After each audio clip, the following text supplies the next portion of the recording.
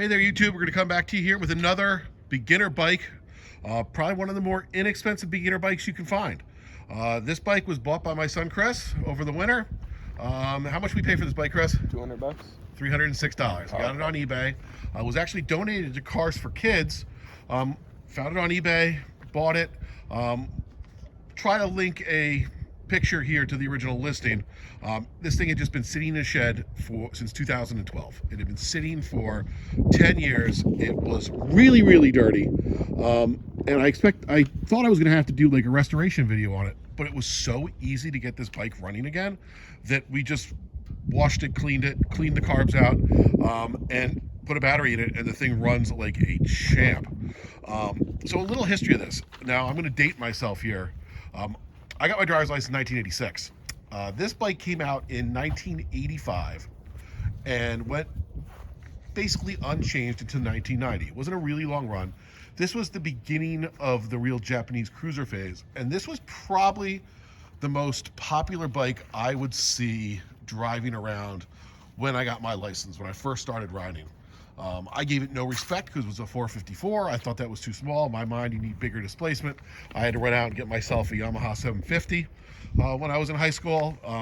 But this bike really does it's pretty darn peppy. This engine is 454 cc's, hence the name 454. And it is really half of a Ninja 900 that came out, which was the fastest bike you could buy in 1985 engine. It is 2 cylinders off of it. And with that, it has, I wrote this down, 50 brake horsepower is what Cycle World said it had, at 9,500 RPM, 30 foot-pounds of torque at 8,000 RPM. And this bike was cheap. In 1985, when it came out, it was $1,999. So adjusted for inflation, that comes out to about $5,400 today. So for $5,400, you got a brand new bike with a warranty, 2-cylinder, 50 horsepower, liquid cooled disc brake in front, which believe it or not was kind of new back in the 80s, drum brake in the back, and nice quiet belt drive. Full instrumentation, tachometer that goes to 10,000 RPM. Believe it or not, the Cena has 4,000 miles on it, and 130 mile speedometer, a temperature gauge, and neutral light, turn signals, oil, headlamp, etc. Chris, give this thing, fire this thing up.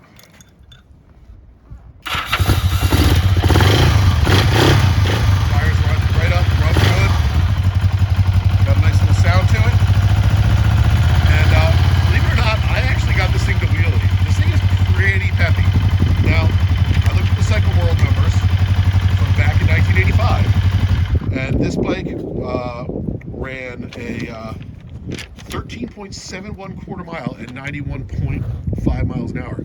Now, to compare that to modern bikes, that is almost identical to a Harley 883 Sportster or a Yamaha Bolt 950. They are both like 13.7 bikes at like 92 miles an hour. Like, this is as fast as an 883. And you can pick these things up all day long in good running condition for $1,000, if not less. Even in this crazy market, people are usually asking about $1,200 for a really clean one. This bike is in decent shape. Definitely has some, I would call it patina from sitting for so long. But it's straight, it's complete, everything works. I didn't even have to go through the brakes. And it's got the drum brake in the back, and they never go out.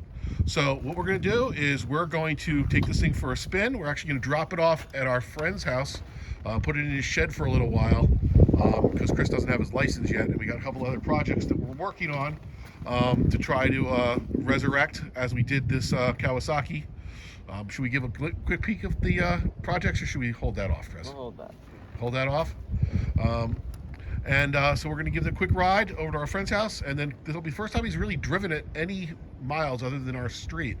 And then we'll let Chris talk about it, what he thinks about it. All right, talk to you soon.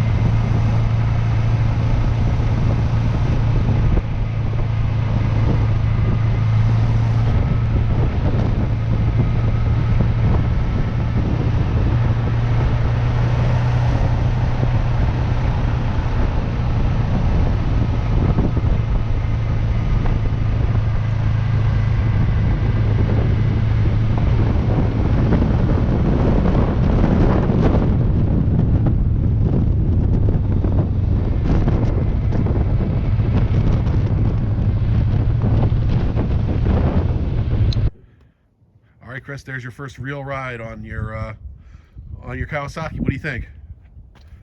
Yeah, it's a good bike. It's nice and stable while you're going.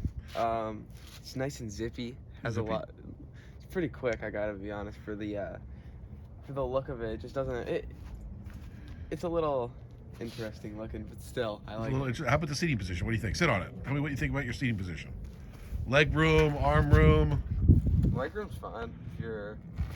So Chris, just for knowledge, Chris, you're 5'9". Yeah. So if you're 16 years old. If you're like 5'6", you're chilling. But like, yeah. Right. So I find these early cruisers, they kind of put the pegs a little more backwards than they do now. And being someone who's ridden a lot, I'm used to my feet being more forward. I find it a little weird.